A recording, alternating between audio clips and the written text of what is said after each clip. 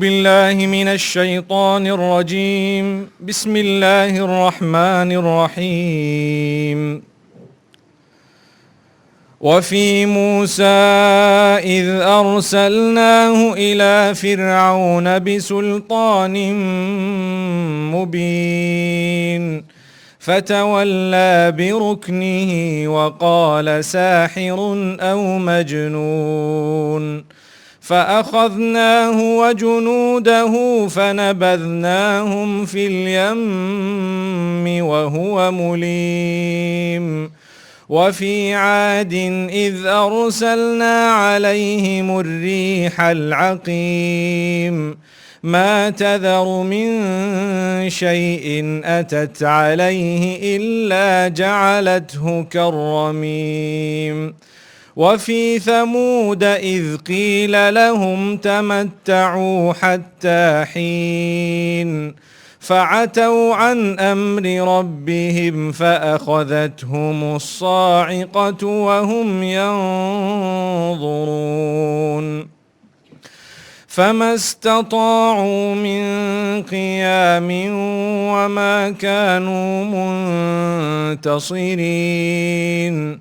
وقوم نوح من قبل إنهم كانوا قوما فاسقين.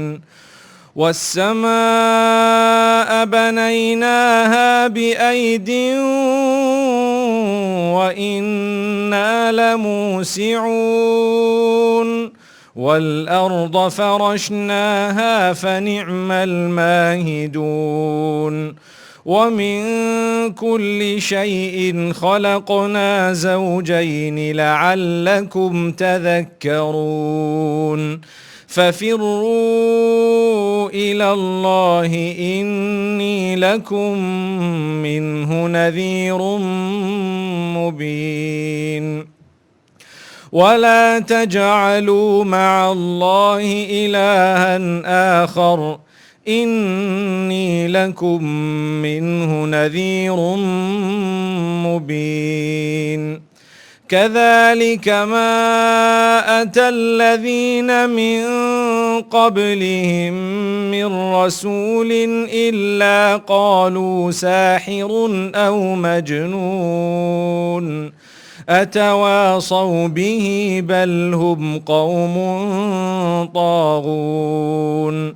فتول عنهم فما أنت بملوم وذكر فإن الذكرى تنفع المؤمنين.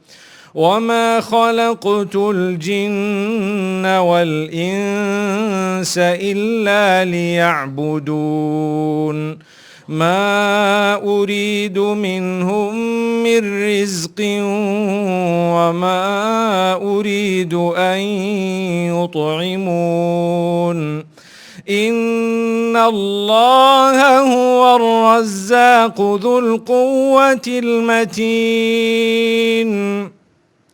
فإن للذين ظلموا ذنوبا مثل ذنوب أصحابهم فلا يستعجلون.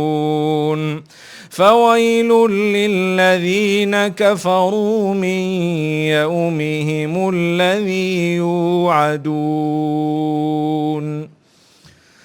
بسم الله الرحمن الرحيم. الحمد لله رب العالمين والصلاة والسلام الأتمان الأكملان على خير خلقه أجمعين وبعد. All praise is due to Allah subhanahu wa ta'ala. Blessings and salutations upon Muhammad sallallahu alayhi wa sallam. We commence by praising Allah subhanahu wa ta'ala, sending blessings and salutations upon Muhammad sallallahu alayhi wa sallam and all his companions. We ask Allah subhanahu wa ta'ala to grant him blessings and all his family members as well as all those who have struggled and strove through the years in a way that the deen has come to us. May Allah bless us all and may He grant us goodness, and really may He grant us spouses who will be the coolness of our eyes. May He make us from those who can live happily ever after. I'm sure you're aware that this evening's topic is connected to marriage.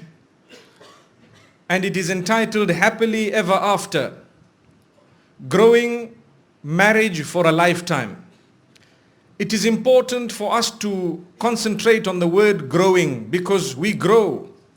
Many people don't know why they marry initially. In fact, the youth of today are bombarded by advertisements and by the media, by the television, the internet and so on, and by the glamour and glitter of the outside world, that they don't even know how to choose a spouse. Mostly it is based on what someone looks like. That's a fact.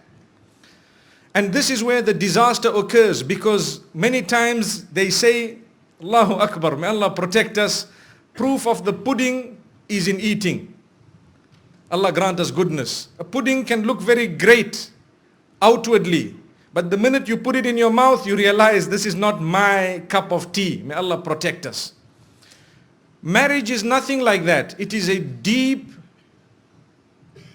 institution. It is a union whereby male and female have come together by the decree of the Almighty, using the name of the Almighty, in a sacred union that has rights that need to be fulfilled by both parties. And the reason for marriage, Allah subhanahu wa ta'ala has made it clear in the Quran. وَمِنْ آيَاتِهِ أَنْ خَلَقَ لَكُم مِّنْ أَنفُسِكُمْ أَزْوَاجًا لِتَسْكُنُوا إِلَيْهَا وَجَعَلَ بَيْنَكُم مَّوَدَّةً وَرَحْمَةً إِنَّ فِي ذَلِكَ لَآيَاتٍ لِقَوْمٍ يَتَفَكَّرُونَ. Allah subhanahu wa ta'ala says very clearly that from His signs, and this is in Surah Ar-Rum, is that He has created for you, from you, for yourself, a spouse that you may achieve comfort and solace in, and you may be happy and content by this relation. Allah wants the multiplication of man on earth, and this is the reason why He has beautified in the eyes of one gender the other, because this beautification would result in a union, which would result in the deed of intimacy, which would result in reproduction, which would result in the increase of mankind, which would result in more who worship Allah subhanahu wa ta'ala, and at the same time the plan of Allah for us all would be executed. This is why we get married, subhanallah. For the plan of Allah to be executed, we get married. As a result and a gift, Allah has made for us beautification in the opposite sex. And this is a gift of Allah subhanahu wa ta'ala, so that people begin to work towards it. If it was not beautified for us, nobody would work towards it. And this is why it is unnatural and it is abnormal to be attracted to the same sex according to Islam. The reason why I say according to Islam is, the world out there begins to say it is normal and natural and it is your human right to engage in gay behavior but not in polygamous behavior. Allahu Akbar. Look at how the mind has been blocked and knocked. And when I say blocked and knocked, what I mean is, if gay behavior was allowed by the same well-educated people of the globe and the so-called free world, what is wrong with polygamous behavior? Allahu Akbar. May Allah subhanahu wa ta'ala grant us understanding. And don't look at me like you don't know what I'm saying. Really, so those countries that do allow behavior that is homosexual, the question I have for them is, well, what is wrong with polygamous behavior or a polygamous relation? May Allah subhanahu wa ta'ala grant us understanding. Sadly, you have women folk who have had bad experiences with their spouses, and even some who perhaps are very hooked onto television and so on, who will probably say, no, it is okay to have, homosexual behavior, but it is not okay to engage in polygamy. My brothers and sisters, it is not my rule, it is not your rule, it is the rule of Allah subhanahu wa ta'ala. If it is going to be done correctly, and if it is going to be done properly, then nobody would really have any objection. The difficulty is today we choose the wrong way of engaging in polygamous relation, and this is why people are upset. It hurts people, it destroys homes, because how we do it is actually wrong. And after we've done it, sometimes the way we carry ourselves is even more wrong. May Allah subhanahu wa ta'ala grant us a lesson. So the introduction I chose for this evening is to make mention of why we marry. And I said it is in order to fulfill the plan of Allah subhanahu wa ta'ala. And as a gift, Allah subhanahu wa ta'ala has beautified the opposite sex. And this is something that we would work towards. You ask a young boy, a very young age, for your information, the age is becoming younger and younger because of the environment, because of genetically modified food, because of whatever else you would like to say. But at a younger age, they know more about marriage than sometimes those who are already married. Allahu Akbar. Allahu Akbar. Just like with the gadgets of today, you find a little boy 5 years old will know more than his father about the iPhone. It's a fact. May Allah subhanahu wa ta'ala grant us understanding. Recently I was in South Africa speaking to a group of people, and I told them from the age of 8 and 10, you need to start speaking to your boys and girls about marriage.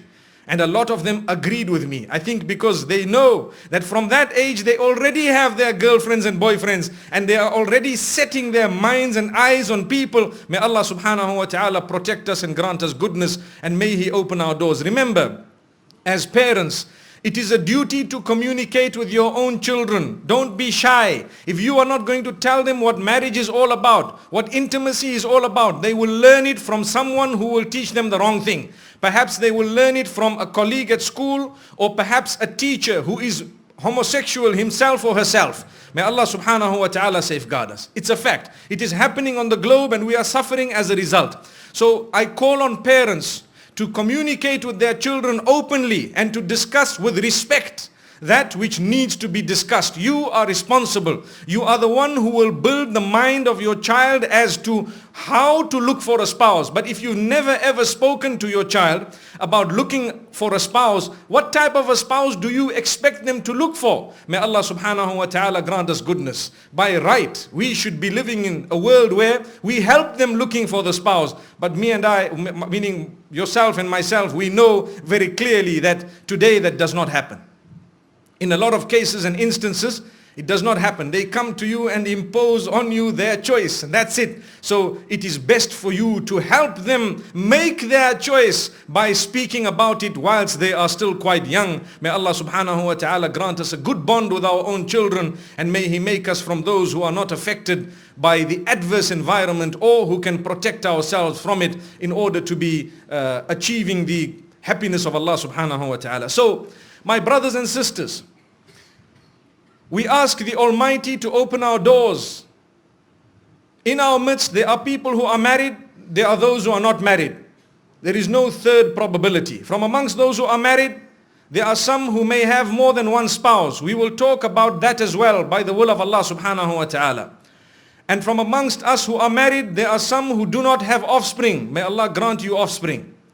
There are some who have offspring. We've already touched on how important communication is with your offspring. But from amongst us, there are those who are not married yet.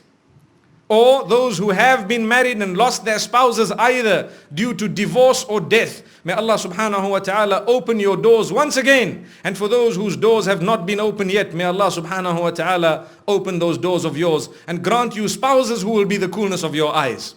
It is important for us to know that the choice of person whom we marry is extremely important. This is why Allah says in the verse that I read moments ago, Allah says, indeed in that there is a sign, or there are signs for those who ponder. You need to ponder, you need to think, what is marriage all about? Wallahi, if you look at the hadith of the Prophet sallallahu alaihi wasallam, he says people marry for several reasons. People marry, one narration says, for 4 reasons. Someone marries because of the wealth of a woman. You know, it is ironic. I've learnt about the culture in this part of the world. It's quite different from the culture elsewhere as well. The cultures differ. I believe here a female does a lot in terms of financial contribution compared to other parts of the world. My brothers and sisters, sometimes there are some men who become wealthy because of marrying a wealthy woman. And after that, they make their wealth through the woman, and then they want to harm the same woman whom they made their wealth through, and they became rich via. Allahu Akbar. May Allah subhanahu wa ta'ala safeguard us. That is unfair. That is very unfair. We need to know a woman may be married for her wealth, but that wealth may deplete. So it is something that is very short-lived. A woman may be married for her looks, but that looks, those looks of hers will somehow, subhanallah, I'd like to word this very carefully, would somehow change. And you find the trends of the world also changing as to what is good, subhanallah. Good looks. There was a time when people who had a gap between their front teeth being considered as gorgeous. So everyone used to go and get a gap in their, between the front teeth. And then there came a time when no, you need straight proper teeth. So now everyone wants proper teeth. Then there is a time when, people have a nose ring, they look good. So everyone has nose ring. Now there is a time when person with nose ring, no one wants to look at them. Subhanallah. So what is considered beautiful and good today may not be considered beautiful and good tomorrow in terms of beauty. And even if it is, the person whom you married for the beauty that you perceived within the physical features of that particular person, those features may disappear either in stages or instantly. So that is also short-lived. That is the second point. The third one, a female may be married because of her lineage or her status. Very high status, very lofty lineage, very top family. That can be lost within a split second. The status can drop because of one deed. Something that they have done comes crashing. Something that a member of the family has done comes crashing. So that is also short-lived. It is something that can go. But if a person is married for their deen, and their deen here referring to religion as well as character and conduct, both of them together make up what is known as deen. Deen is not just your spiritual department without character, because the spirituality cannot be developed truly without character and conduct. So the two come hand in hand. So if you would like to know how religious a person really is, you need to study their character and behavior. It's very important. Sometimes you have a man who is very, very pious in terms of salah, in terms of big beard, in terms of his studies, what he has studied, and you find he may be fulfilling his prayers in the masjid, but he has a very bad mouth. He lies, he swears, he deceives, he speaks very rough to people. Stay away from that man. He is not pious. It is just an outward show that is being shown to people. May Allah protect us.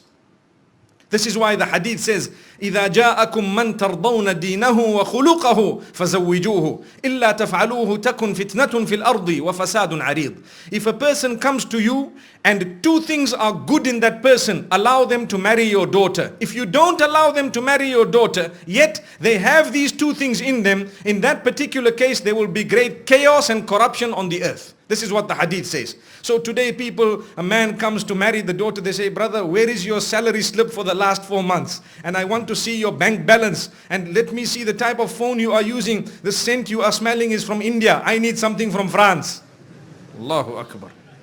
But brother, are you going to marry the man or your daughter? That's a question. And some of the scents from India are far better than the scents from France. Because in France, all they do is they buy it from India, they give it a good name, they put it in a better bottle and they resell it to the same Indians. Allahu Akbar. May Allah subhanahu wa ta'ala grant us goodness and may He open our doors. It's a matter of intellect. My brothers and sisters, so if those are the first questions we are asking the man, we are losing. You look at his character. Does he read salah? Does he fulfill salah? What type of behavior? How does he speak to me? How does he come across? Is he a person who is full of arrogance, or he might be a bit shy? Remember, sometimes people might say, this man doesn't know how to talk properly. What does that mean? Is it that he is arrogant? Is it that he is showing you negative qualities through his speech? Or is it that he is shy and he is not speaking much? There is a difference between the two. Sometimes you have a young man who is not used to speaking to women, and he's not used to being interrogated because of marriage. So when you ask him a question or two, he might not be able to be so eloquent, and he might not be able to impress you with his speech because perhaps he is not used to it. For as long as he was not arrogant and he was not a bad man, and you can find out from others around in the locality, those whom he mixes with, brother, which masjid do you go to? Go and speak to the imam in that masjid. Do you see this man in the masjid? Subhanallah.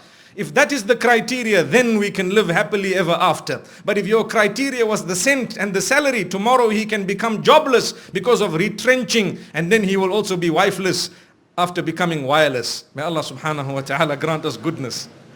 Wallahi, it's difficult. We are in an age where everything is less.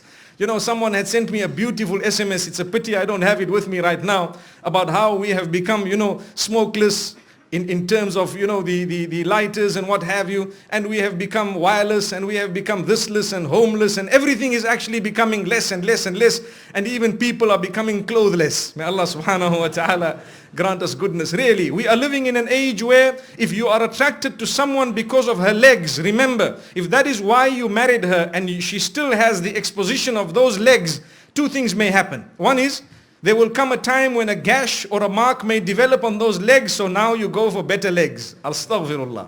Astaghfirullah. Or there may be someone who likes the same legs, who has credentials better than yours, so he steals her from you. That can happen. May Allah protect us. So remember, if you have gone for the deen, as I said, the hadith says two qualities. When they get to you and the man has asked you for your daughter, do not refuse unnecessarily. No, I had a problem with this man's grandfather. One day he came to my shop and he did not pay me on time, so I'm not giving you. Wallahi, what foolish behavior is that? This is the opportunity to resolve the matter. Allahu Akbar. As it is, you will be paying a mahar, you will be paying a price. May Allah subhanahu wa ta'ala grant us goodness. May He make us from those whom, when the dowry is to be paid, we have a simple, straightforward amount, and we do not make it difficult for our boys and girls. Brothers and sisters, I'd like to make mention of the statement of the age. What is it? Bear it in mind, remember it, memorize it, understand it, and put it into practice. The more difficult we make marriage, the easier we have made adultery. Remember that. We are guilty of making adultery easy and facilitating it for our boys and girls. If we make their marriage difficult, do not think that they should just remain doomed until the end of life just because you are stubborn as a father or mother. May Allah subhanahu wa ta'ala protect us, really. May Allah subhanahu wa ta'ala grant us goodness. So much so that we would like our children to marry certain types of people because that is our dream. We want a good man who will look after our daughter, or a good wife who will look after our son. Remember, it may be our dream, but my brothers and sisters, do not forget, you have to adjust your dreams that you have for your children as time passes, because the deeds of those children will reword that particular dream, or it will actually go back and rewrite that particular dream. Sometimes you want your child to be a hafiz, memorize the Quran, to study the deen, but the child is not inclined in that direction. You need to adjust your dream. Sometimes you want a beautiful life for your daughter, but she might come back divorced. You need to adjust your dream. Sometimes you might want something beautiful for your child, but he does not want that particular girl. He wants to marry someone who is ready to revert. Allahu Akbar. Listen to this. My brothers and sisters, I will open it bare in front of you. We have a crisis. What is the crisis? Yes, we look for someone who is Muslim. We look for someone who is good. We look for someone, mashallah, who has, some form of deen in them. But believe me, today we have a problem. I was faced with a young man who came to me and he told me his whole story. So I met his father. And his father told me, and these people are in a first world country. And his father told me, look, I will never ever accept what my son wants. Impossible. I said, but why? He said, she is a Christian. I said, she is prepared to revert, not for the marriage, but for purposes of the deen itself. And sometimes we have seen people who revert for purposes of marriage, but Allah gives them so much hidayah that they become better than born Muslims. I have seen it with my own eyes, So I told him, brother, can I really speak to your heart? Will you open your heart to listen to what I have to say today? He says, no, I respect you a lot. When he said that, I seized the opportunity. I told him, if you respect me a lot, would you mind if I helped you make the decision? He was quiet. Because obviously he doesn't know what I'm about to say, but it's difficult because he is stubborn on one end. I told him, brother, he agreed after a while. He said, okay, inshallah, whatever you say, we will get it done. I said, brother, I have traveled a lot of countries. I have seen many people. And I have seen men who have married men and women who have married women. And I have seen people who claim to be following Islam who also have engaged in that type of so-called nikah. And I've seen so-called imams who have engaged in fulfilling or officiating so-called nikahs of so-called people of same sex. May Allah protect us. I said, brother, thank Allah that he wants to marry a woman. not a man. He looked at me and said, what do you mean? I showed him 3 people in his own city. I said, do you know these people are lost because they have gone out, abandoned their families in order to get married to a person of the same sex. He was shocked. He said, no, you have opened my eyes.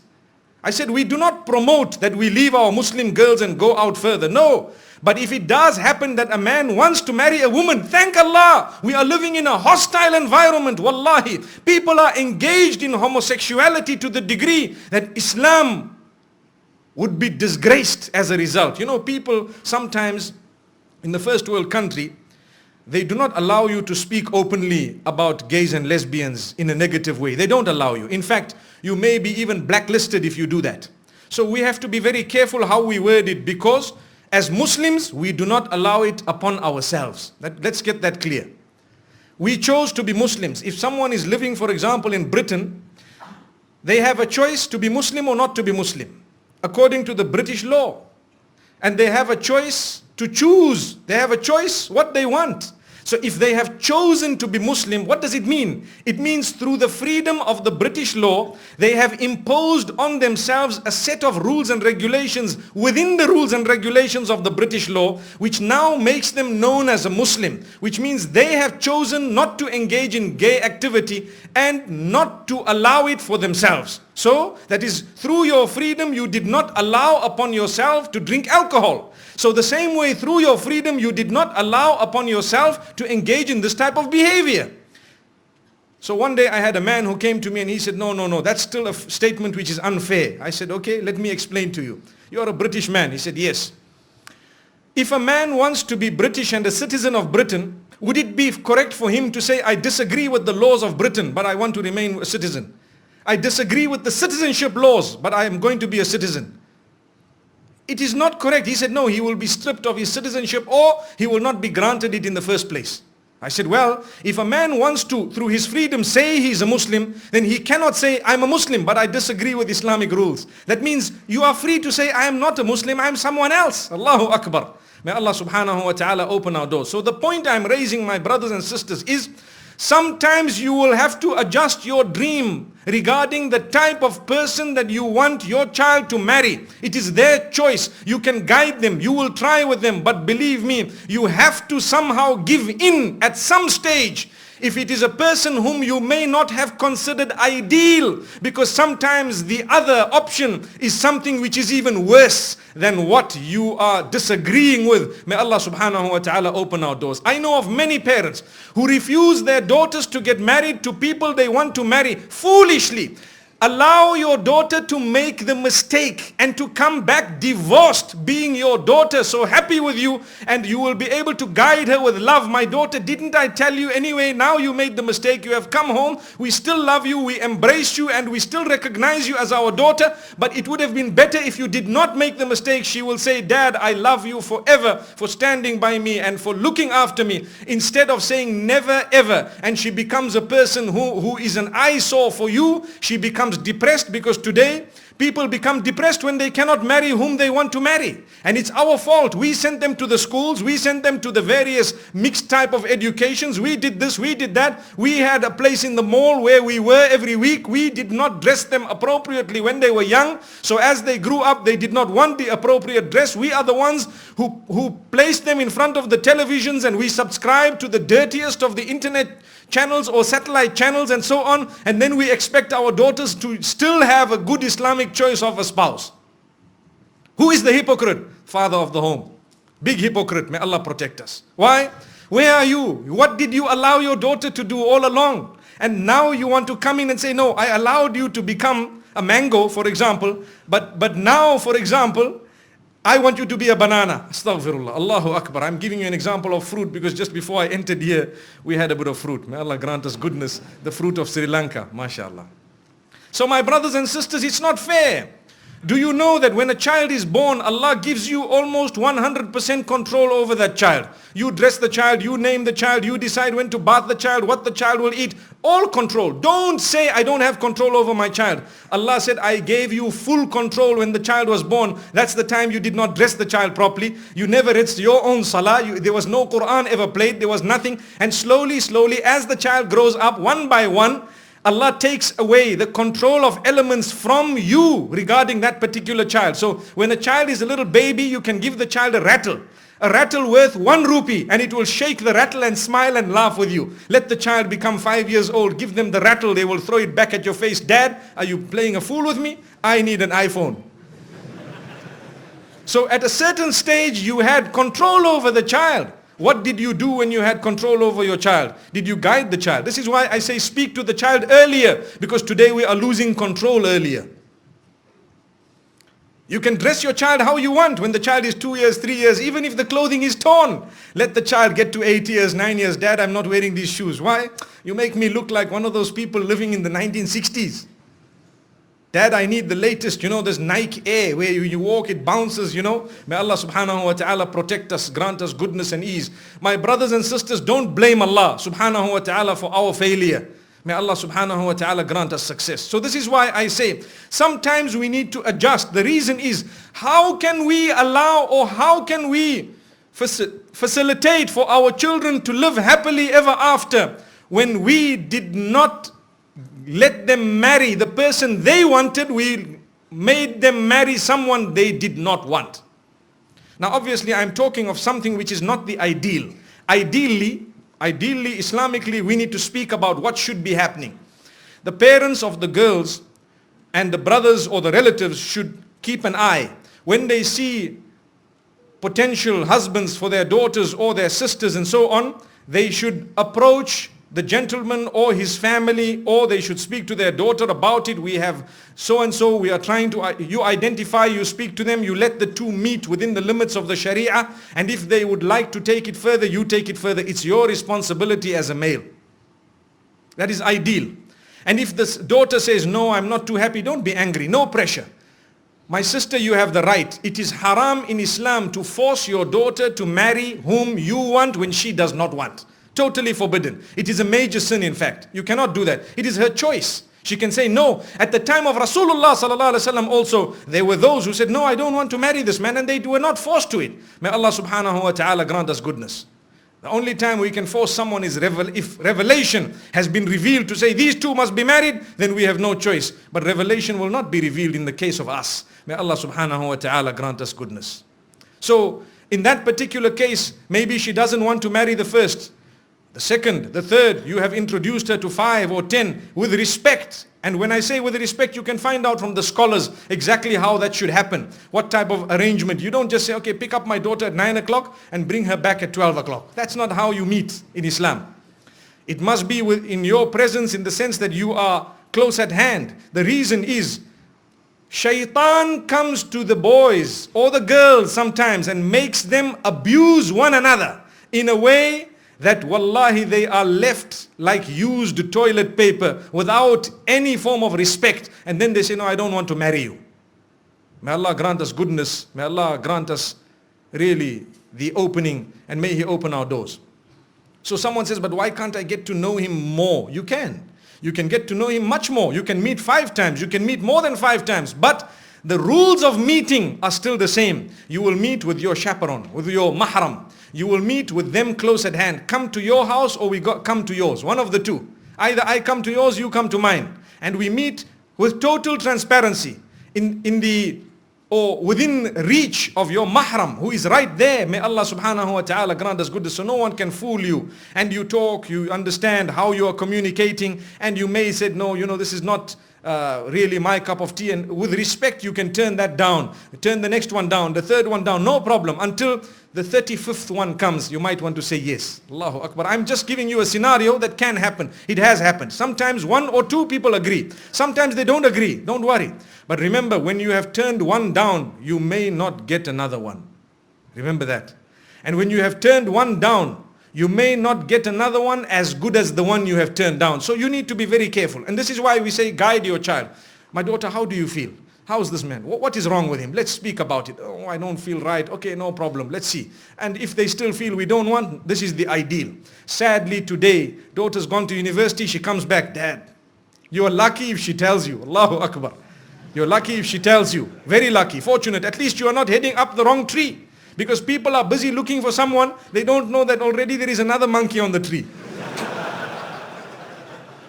It happens, a lot of cases, and this is why I salute and respect those children who can openly say, you know what, Dad, I have done something wrong, and this is what it is. And Dad, you don't just lift up your fist and start fisting your children. No, understand that you are also responsible. Do not get angry. You need to deal with something that has come into your home. This is when they will be able to live happily ever after. You know, whilst I'm talking, I see a few elderly people here. Wallahi, my due respect to you. We are now speaking of the age of today. We are not speaking of how it used to happen in your time. We are speaking of how it is happening today. It is a reality on the ground. So please excuse, sometimes people might feel this man was too open, you know, he's encouraging our sons and daughters to do this and that. Wallahi, they are already doing it. So stop blaming me. We know, and this is why if you see me, inshallah, when we grow of age, we will give the platform to younger people so we can learn from them how to tackle our own children. Believe me, it's a crisis. I'm not joking. What is the point of brushing your problem under the carpet completely until one day when that carpet is rolled, you notice that all the dirt is underneath. May Allah subhanahu wa ta'ala protect us. May He grant us happy homes. So my brothers and sisters, I always like to encourage people to listen to their children. Look at the view. What do they have? Who do they want to marry? Sometimes we have our sons or our daughters, more so the daughters.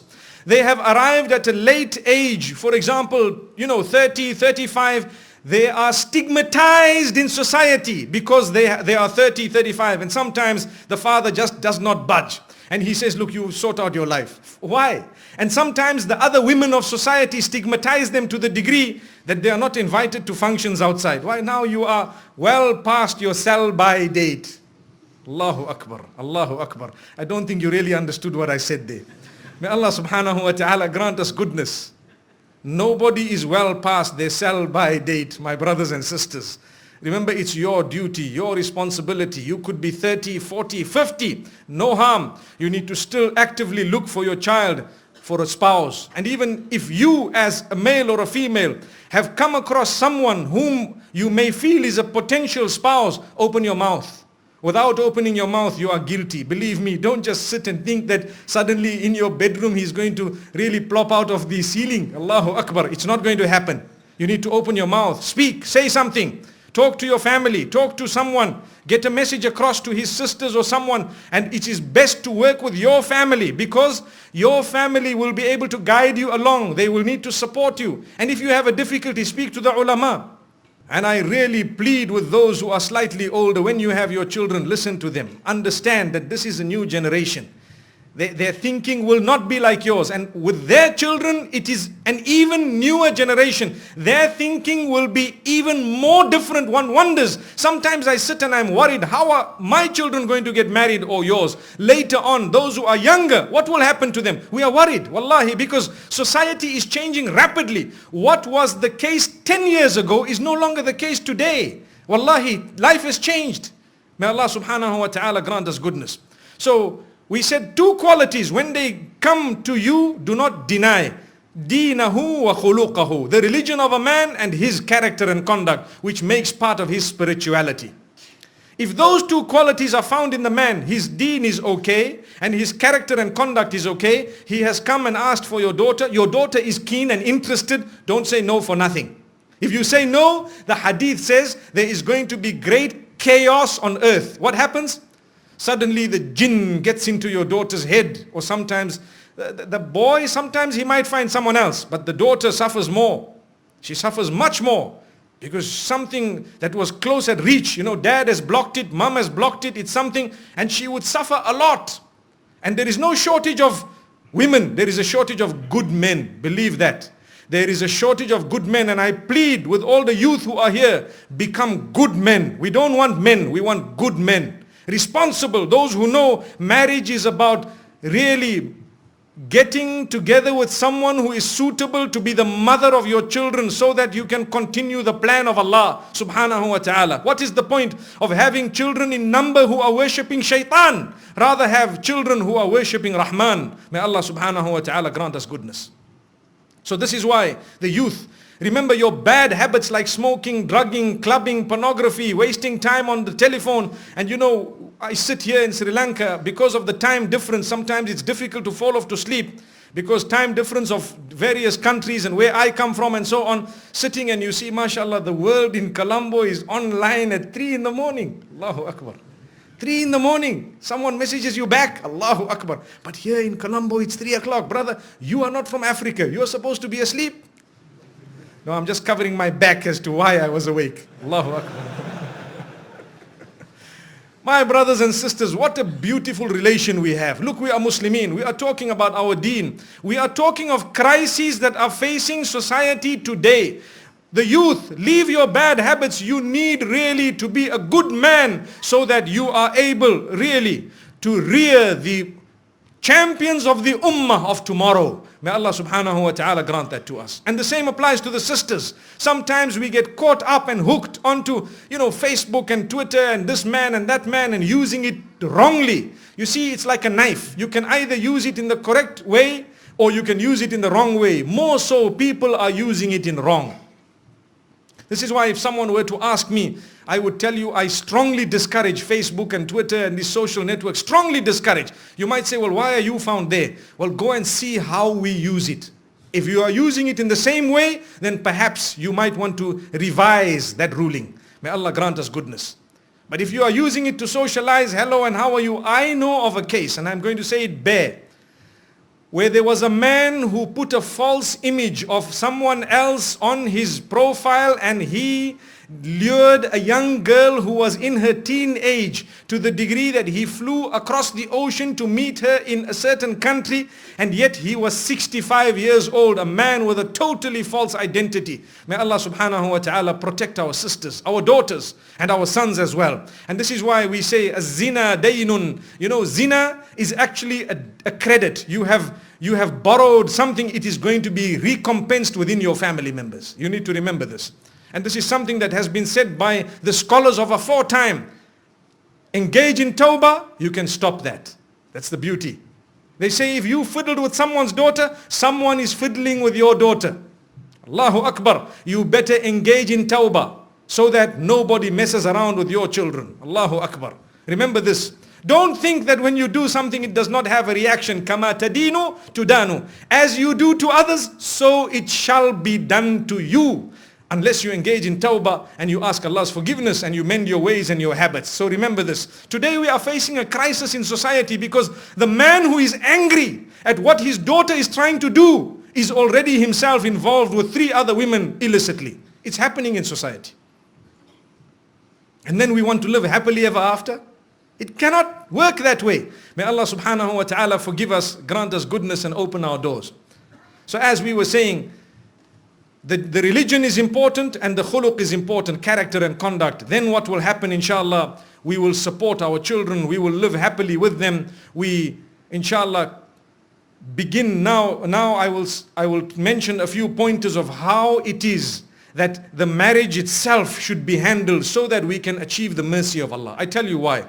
Marriage is not just a joke. It's not just a social sort of a thing that happened. No, it is a sacred union.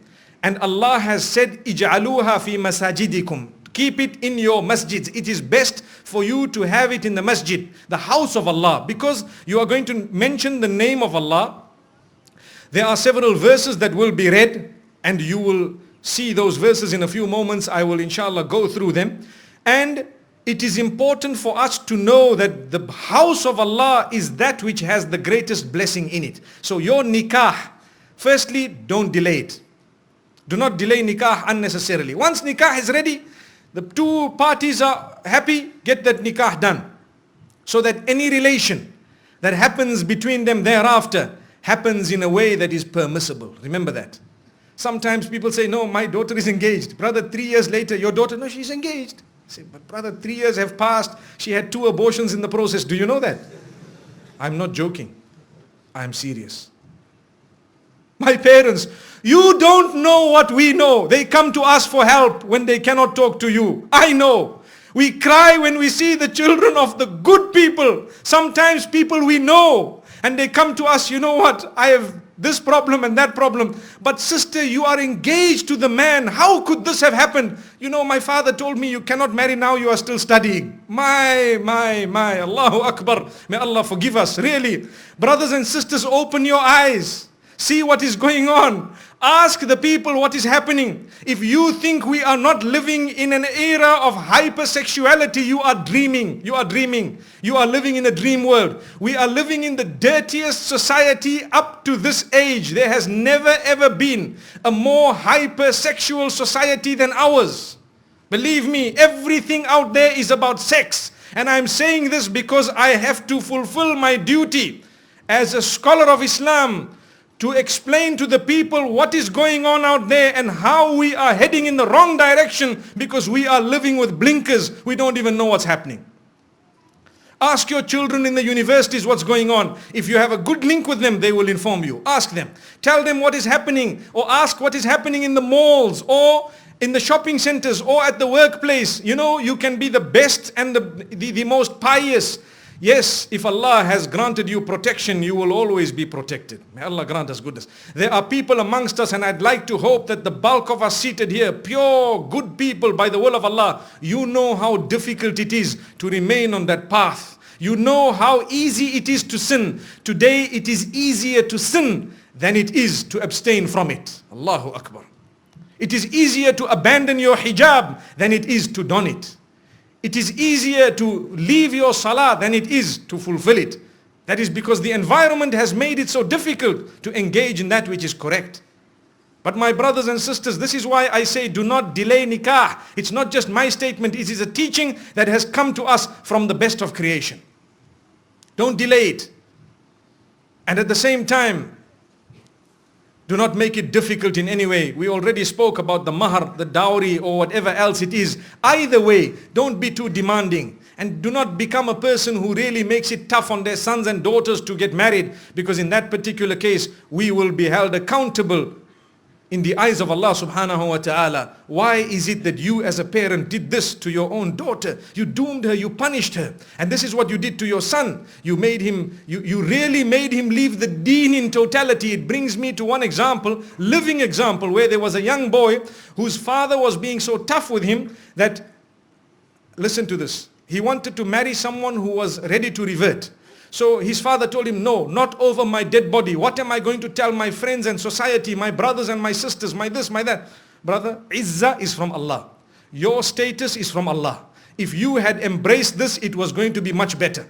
So you can explain to your friends and your family, look, you know, I tried my best, but today's society, you know, sometimes the children are doing their own thing and we have to try our best, saddidu wa qaribu, to make the most of what it is and to guide them as best as possible. And, you know, we will see how best they can manage. But instead of that, this father chose to say, over my dead body. So what did the son do? He asked for help from some of the scholars and so on, and sometimes there is a limited amount of help you could actually offer, because if a man is being stubborn, you cannot really win. So after some time, he converted and left the fold of Islam and gone.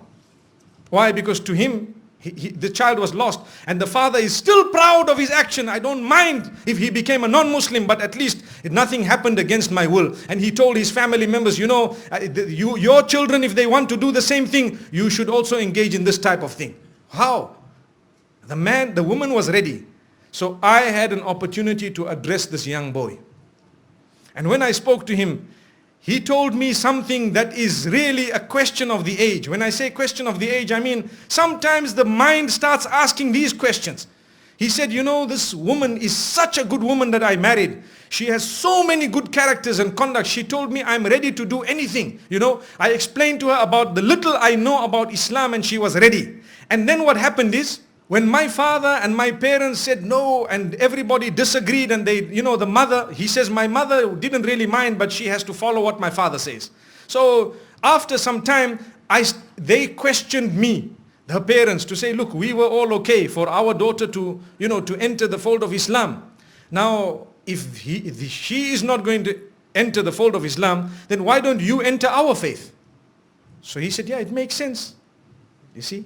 He said, yeah, it makes sense. If they refuse, I will not refuse. You people are not refusing. So he says that is what made him turn. Now look at this. The young boys of today, this is the logic they are using. They will not tell you Islam is correct and Islam believes in all the previous messengers and Islam, Allah is one. Even the father perhaps doesn't read Salah correctly, but he was proud with his action. May Allah subhanahu wa ta'ala forgive that man. Really.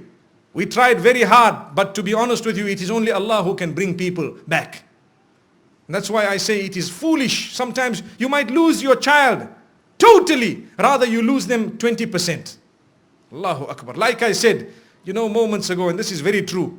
I've said it here in Colombo in the past and I want to repeat it. We have instances where people come and say, Sheikh, there is a jinn, my daughter has a jinn. We say, okay. So the daughter says, I see stars at night, I hear voices, this is what happens when I go this way, I see a shadow, that happens.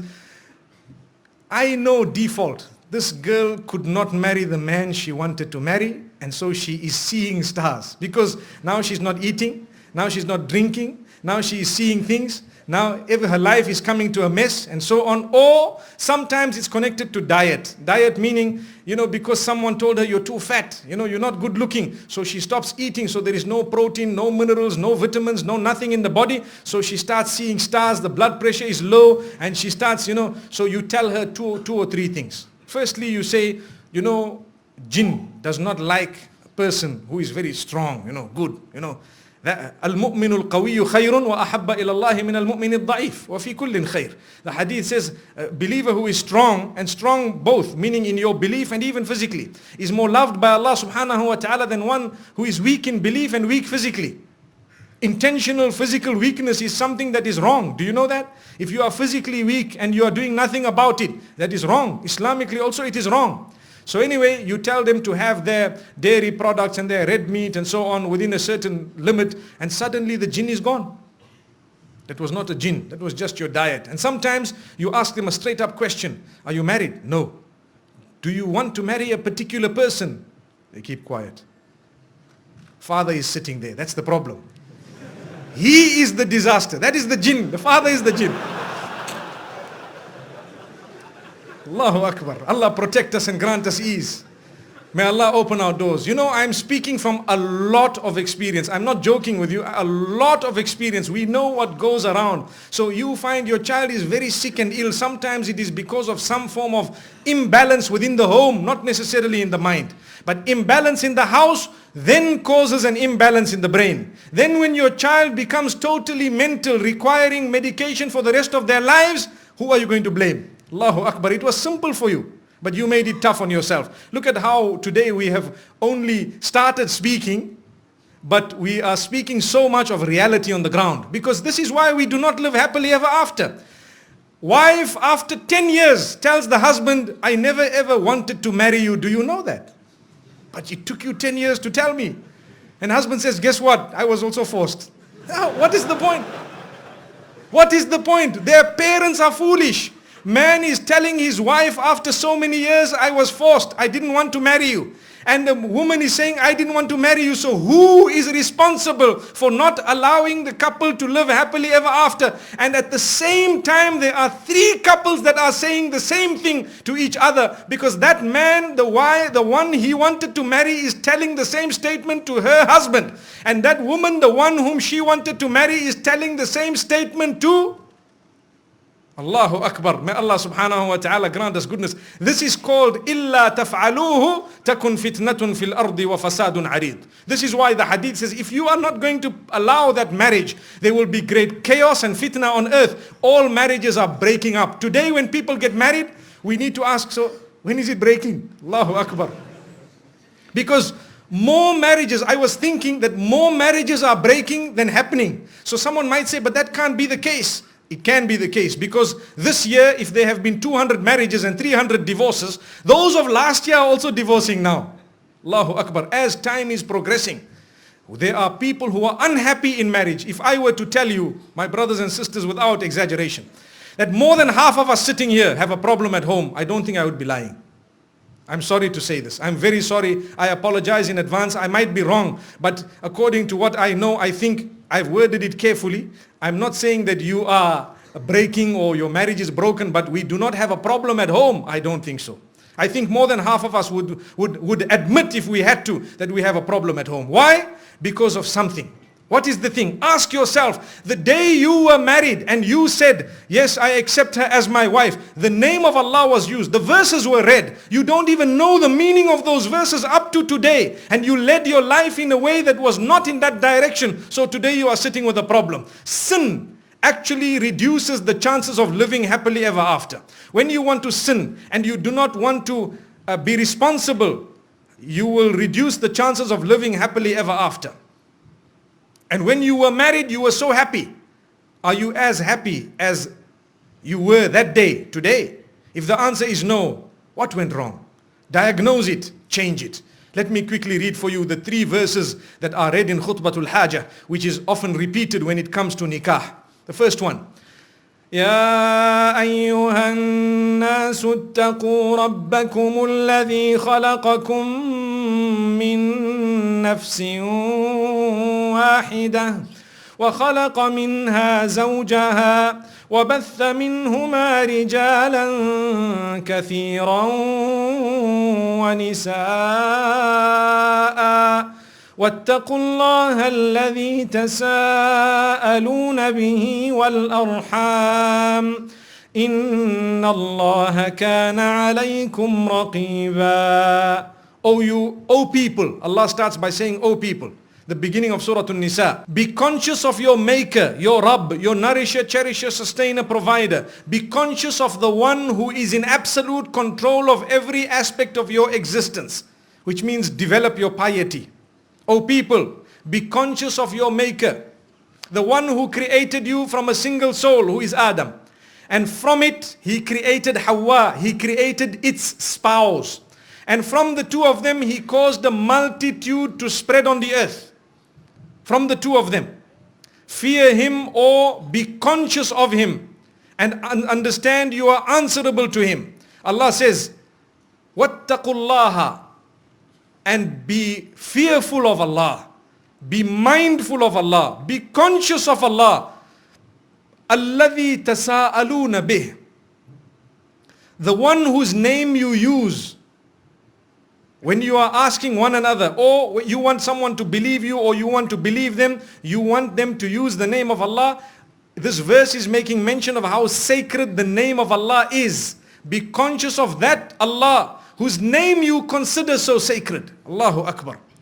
And be conscious of the wombs. What's the meaning of the wombs?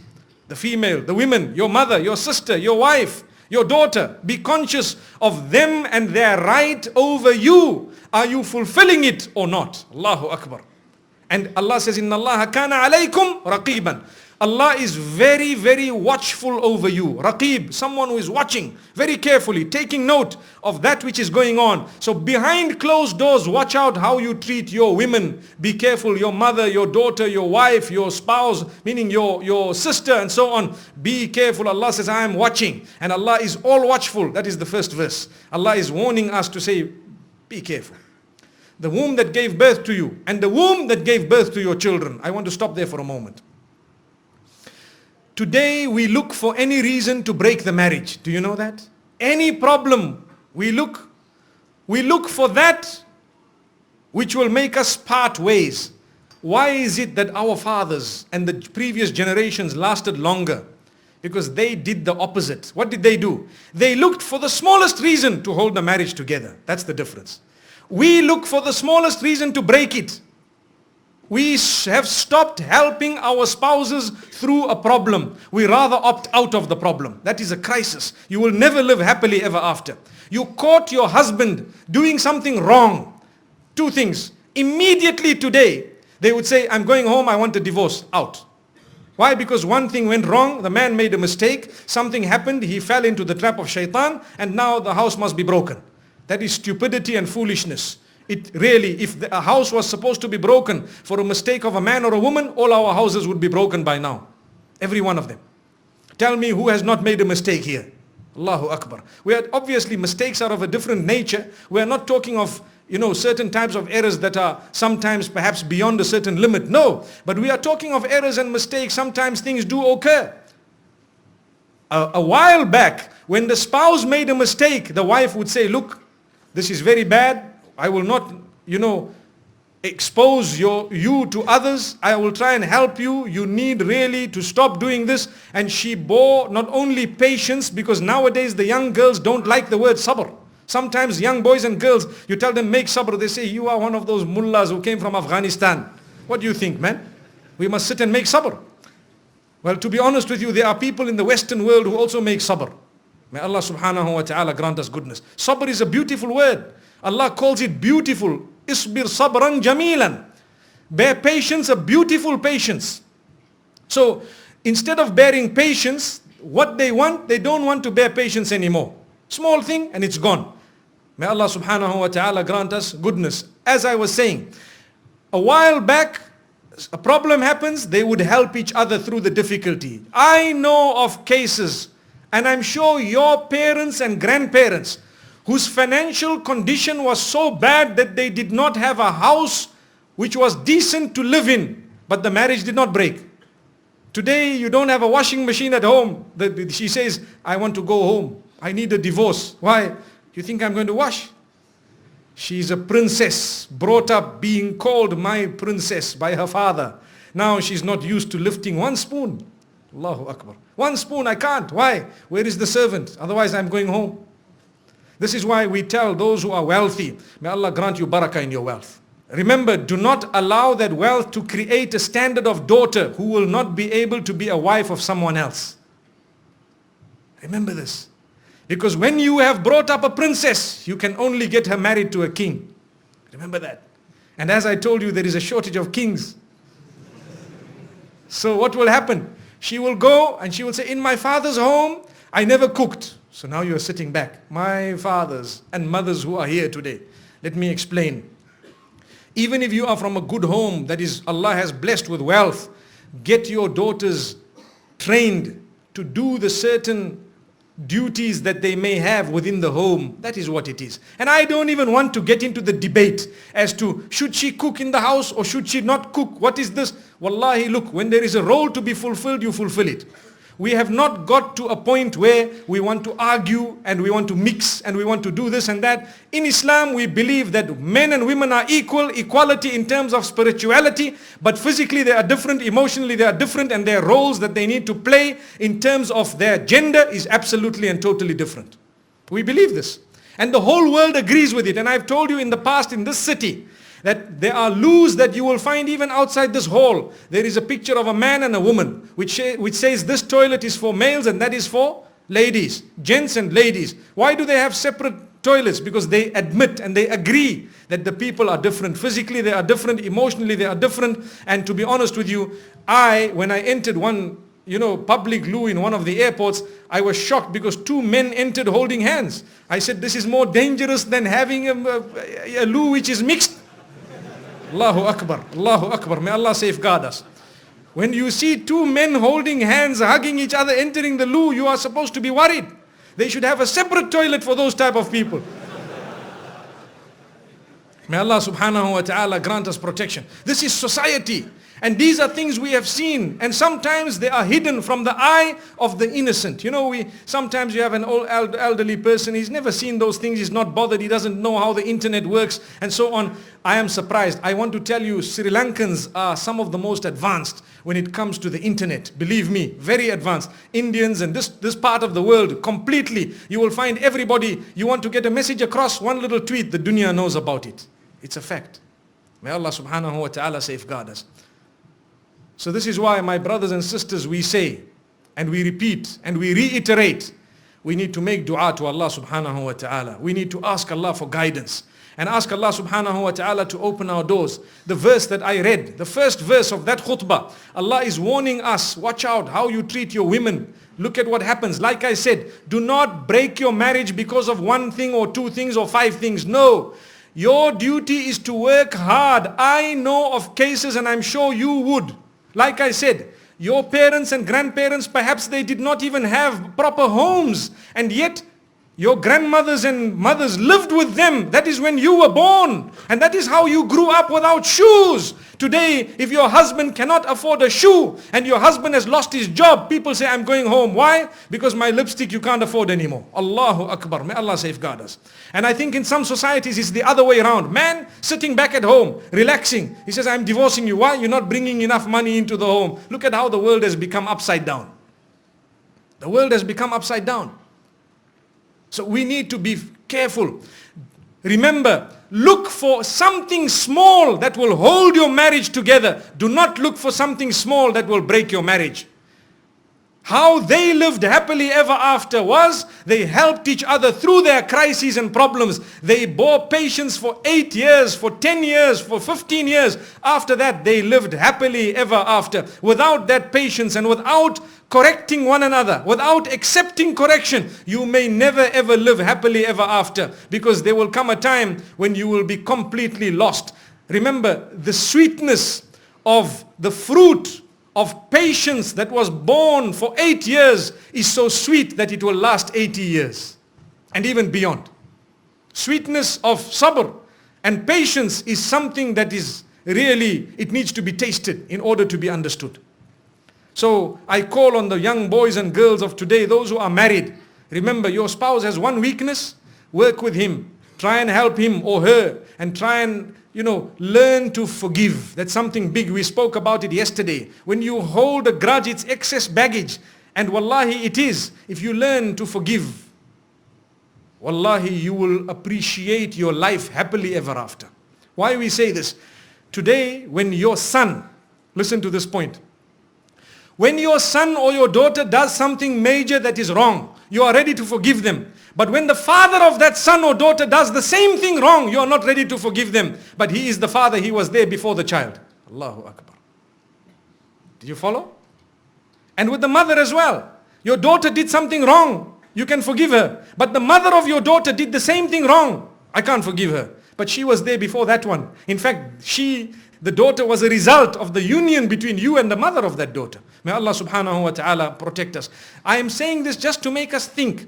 It is not necessary for us to just bear sabr when we really cannot endure it anymore. No, Islam comes to your help and says, no, there are certain cases when divorce is really only the option that you have right now. That we know, we are not denying that. But today we are talking of happily ever after. If divorce happens to be the only choice out of a specific issue, then subhanallah, that will be the way, and perhaps that will grant you a life happily ever after. But today we are talking about growing in marriage, not growing in divorce. The second verse, Allah subhanahu wa ta'ala says, يا أيها الذين آمنوا اتقوا الله حق تقاته ولا تموتن إلا وأنتم مسلمون. O you who believe, be conscious of the Almighty as He is meant to be. Meaning according to His level. Be conscious of Him according to His level. Obviously that is something very difficult. And do not die except in the condition of submission. Which means lead your whole life in the submission of Allah. You will be happy. If you lead your life in the submission of Allah subhanahu wa ta'ala, you will be happy. Because Allah has the solution to your problems. And Allah has laid rules and regulations to help you avoid any problems whatsoever. If you understand the plan of Allah, you have the knowledge of the deen, you have abstained from what Allah has asked you to abstain from, and you have thanked Allah, you have engaged in what He has asked you to engage in that case, even if something happens in your life that others would consider negative, for you it is a win-win situation. Now this verse is read, khutbatul hajah. It is that important khutbah which was repeated by Muhammad sallallahu alaihi wasallam so many times. A lot of us don't even know that we are supposed to be in submission. And from this verse, we can also pause for a moment and we can learn a lesson that, my brothers and sisters, when you engage in sin, your marriage cannot work as such. You cannot guarantee yourself the happily ever after title. You cannot. Why? Because you are engaged in sin. Who owns that happily ever after title? Who can give it to you? Allah. So if you are in transgression, if you are against the commands of Allah, do you think that will happen? Sometimes you might be very happy, your spouse is excited, you are excited, you lived for 30 years. The problems come after your child grows old. Then the problem comes. When sometimes your grandchild can cause distress for you. May Allah subhanahu wa ta'ala protect us. May He make us from those who can be the coolness of the eyes of our parents. And may He make our offspring the coolness of our eyes. Ameen. So this is why we say don't sin. When you sin, you have reduced the chances of living happily ever after. The third verse. The third verse I would like to think in terms of marriage is one of the most important verses. يا أيها الذين آمنوا اتقوا الله وقولوا قولا سديدا. O you who believe, be conscious of Allah. Look, this has repeated itself for the fourth time now. 2 times in the first verse, once in the second verse, and once in the third verse. Be conscious of Allah subhanahu wa ta'ala. And only utter that which is upright. Your tongue. 99% of problems in marriage are connected to the wrong use of the tongue, abuse of the tongue, or not occupying the tongue with that which is beneficial. So the tongue, the Quran says, and this verse is repeated even in the khutbah of nikah, khutbatul haja, it is repeated in that. And the Prophet ﷺ used to repeat it a lot. If you know how to use your tongue, you can save a marriage. Subhanallah. Praise your wife, talk to her, say good words, or your husband, tell them how good looking they are. Tell them how you appreciate their sacrifice for you. My brothers and sisters, marriage is about sacrifice. The more you have sacrificed, the more you will win the heart of your spouse. Sometimes even if they don't like you that much because of a word you might have uttered or a mistake you might have made, your sacrifice will act as a soothing cream over that particular gash that might have been caused, and very soon the mark will be gone. Why? Because you say, you know, I appreciate you, really. You have sacrificed, you have given birth to so many of my children, and so on. And you have done this and you have done that. You appreciate, because there comes a point in the life of man when he realizes that allegiance is with the one who has sacrificed for him all along. What this means is, some people, as they're growing up, you know, they're interested in this one and that one. But brother, you are married. They're interested still in that one, this one here, good looking, this person, that person, good looking, and so on. And you know, that person is very eloquent and this person is like this and like that. But there comes an age when they realize, you know what? My wife is the best. Why? She cooked for me, she cleaned for me, she has my children, she stayed awake with those children, she brought them up, she did this, she did that, she tried her best, she is religious, she is trying to please Allah, she is at the same time this and that. She might be 7 kilos overweight, so what? Even if she is 70 kilos in total, we don't mind. May Allah subhanahu wa ta'ala grant us goodness. Why? Because you realize that now you're old. You cannot continue following these little small models of the age. Like we said yesterday and the day before, it's not like you're going to get them anyway. And even if you want them, they will not want you. Perhaps they might want your money and they might want something for a little while, and after that they are also finding someone who has more wealth than you and perhaps slightly younger. Allahu Akbar. May Allah safeguard us. May He grant us goodness. My brothers and sisters, when a person has faltered, how do they make things right? Like I was saying, the nikah, how should it take place? It must be simple. Very simple nikah. We must not try and compete with the Joneses. No, that family had a very big nikah with 2,000 guests. We want to have one with 3,000 guests. That family gave this gift. We want to have that. No, you are making it difficult. There will be no barakah in that marriage. You can invite how many people you want. Keep it simple. Keep it segregated, separated. Make sure you understand it is a religious function. It is not a social function. Understand that. It is a function that is sacred. And this is why I treat it as though it is a function that is held because of the pleasure of Allah subhanahu wa ta'ala alone.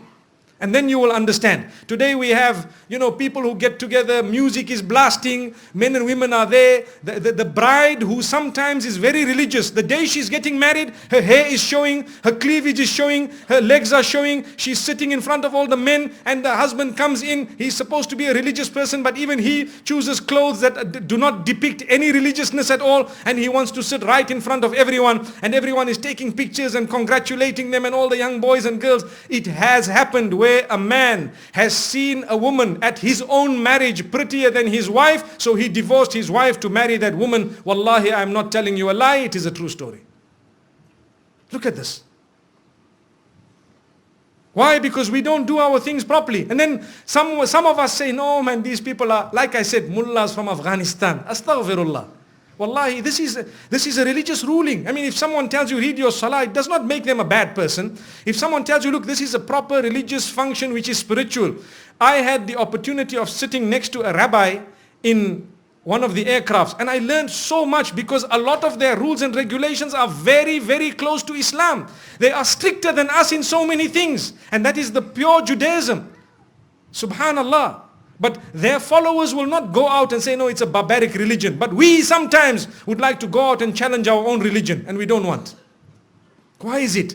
Let us not become dissolved in the cauldron of westernization, dissolved in the cauldron of Satanism, dissolved in the cauldron of worshipping our own desires. That shouldn't be the case. May Allah protect us. Really. You have a marriage that is simple. You are invoking the blessings of Allah subhanahu wa ta'ala. Now they will be, if they have a problem, and it is not, you cannot have a marriage which does not have any problem whatsoever. There will always be some form of an issue, small or big. But when you have had a proper marriage, then you need to realize that Allah subhanahu wa ta'ala will come to the assistance of the particular people who are involved. So this is the gift of Allah subhanahu wa ta'ala. Now, when we have had a marriage which was totally wrong, and as I said, we had extravagance and everything was gone wrong and so on and so forth, in that particular case, we need to engage in tawbah. Ask Allah to forgive you so that we are not penalized as a result of the wrong that we did. Not penalized. And wallahi, what I'm saying is real. I have studied marriages where you have people who have abandoned the law of Allah for those few hours of the walima or few hours of that function. They abandon the law of Allah. They pay for it later on in life. I have studied these sometimes. And unless they engage in tawbah and change their lives. Because sometimes people are already married. Sometimes we who are married, we did it the wrong way sometimes. So how do you mend that? Allah says by engaging in istighfar. Say, Ya Allah, we did it wrong. Ya Allah, forgive us. What happened was not supposed to be. My brothers and sisters, it is a religious function. Do it correctly. I call upon you really to have your functions of nikah correct no matter what challenges you may face in terms of people saying if it is separated, I'm not going to come. Well, my brother, I've invited you. You want to come? Come. You don't want to come? Don't come. But I want the angels of mercy to be there. So if I'm going to keep it mixed because I want you there, then the angels won't come. And if I want the angels there, then you won't come. I'd rather you don't come, the angels be there. Allahu Akbar. We have had marriages where people have put on the card the dress code. Well done. You say this is a function of Islamic, or should I say a spiritual nature. Please ensure that you are dressed appropriately. I know of a function where they turned down women who were not dressed appropriately from the door, and it was a marriage. And I said, hats off to them. It's just a pity none of us were wearing hats. May Allah subhanahu wa ta'ala grant us goodness. So my brothers and sisters, I want to now make mention of also a few important points, seeing that we have dwelt a lot on reality on the ground. We need to guide one another, remind one another. What is it that will result in the good marriage? Firstly, we need to learn to trust our spouse. You trust this person. I came across a fatwa recently online of one of the Arab scholars where he issued a ruling saying it is prohibited for you to go through the mobile phones of your spouses. I was shocked. When I read that, I was shocked. He said, spying is not allowed even if it is against your own spouse. You take them at face value, which means you treat your spouse according to how they treat you and so on. They say if you are going to start the spying game, many things can happen. Sometimes someone can blackmail. Sometimes someone can frame. Sometimes a sin that the man was about to repent from becomes an issue that has made your marriage break, yet it was between him and Allah. And the same applies to a woman. So whether we agree or disagree with this fatwa, the reality is we learn a lesson from it. We learn a lesson to say, when you spy, what do you gain from it? What is it? How is the man treating you? How is the woman treating you? If they have a sin between them and Allah, it has affected the treatment between you and them. You raise the treatment. And you may try to cite what the problem is. But for you to convert your life from bringing up your children into spying on a man will not really make you live happily ever after. We know of people whose spouses have cheated on them for 50 years. But they are living happily ever after because they are not even aware of what is going on. It is between them and Allah subhanahu wa ta'ala. I'm not saying that is a good situation or a bad situation, but I'm saying it is a lesson we draw from that we should not convert our lives from what we are supposed to be. Yes, it is your right sometimes within certain limits to know what is going on and so on, but at the same time make sure that it does not result in you reacting in the wrong way so that you break your marriage rather than build it. Help your spouse. Remember, that is the secret. So one is the issue of trust. As much as we say you should trust your spouse, we need to say, do not do something which will make your spouse doubt you. So now you have a man, he's on his phone. Every time he's secretive, he's holding his phone. When his wife comes, he does this. Now, brother, if you don't want to instill that mistrust in her, what are you doing? What is this going to achieve? So now you do this. And then he says, didn't you hear the talk? You're supposed to trust me. I'm just testing you whether you're trusting me or not. You see, the laughter means this is what some people must be doing. I'm testing you whether you trust me or not. Well, that is foolish because you don't do that. Allahu Akbar. Do not invite mistrust. No. Do not invite mistrust. May Allah subhanahu wa ta'ala protect us. And another mistake that people make, you don't need to confess all your sins to your spouse because they are not Allah. Remember that. They are not Allah. Your spouse is a person, yes, you will be the closest to them. They will help you through your sin and to eradicate it and so on. But you confess your sin to Allah and you eradicate it as soon as possible. When you are nabbed, you ask Allah subhanahu wa ta'ala to forgive you. You may have to say a few things and you may have to make a few promises and so on. But if your link with Allah is strong, you will not need to worry about your link with your spouse because what will go wrong? What will go wrong? This is it. And this is why we always say, ittaqullah, ittaqullah. Look at it. 4 times in those verses. But did we know that? Secondly, the issue of time. My brothers and sisters, many of us are guilty of not spending time with our families. Time will build your relation to the degree that you live happily ever after. Because time is very valuable. Spend time with your wives, your children, your family members. Very, very important. Sometimes people sit with their friends. Sometimes they sit on computers. But I'm at home.